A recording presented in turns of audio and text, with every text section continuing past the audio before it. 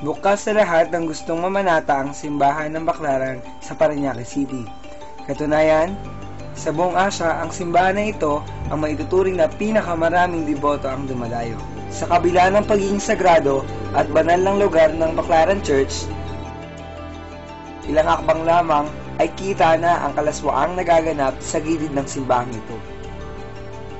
Kung tutusin, hindi na bagong atraksyon sa gabi ang patay-sindi at maliliwanag na ilaw sa tabi ng Baclaran Church.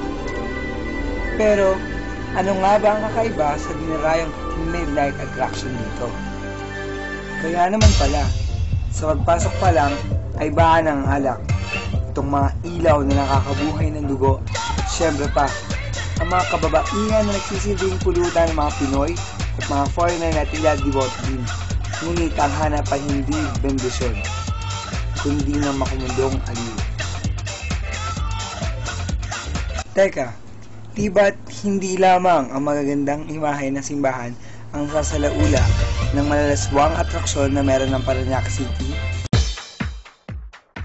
Dahil ilang minuto lang ay mararating na ang Ninoy Aquino International Airport, ang pangunahing paliparan sa bansa, kung saan dagsa ang mga foreigner na lumalapag dito kada araw.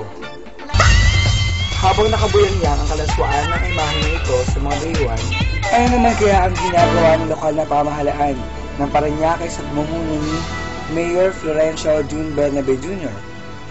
para naman sugpuin ang paglaganap ng prostitusyon, pangangalakal ng laman at pagpapalabas ng mga bolso.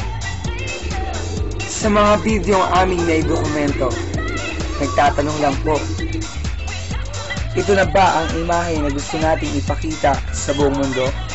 Ang hubad na katotohanan. Sa gitna ng isang tunay na Pilipinong kilalang makakalikasan, makatao, at higit sa lahat, makadiyos.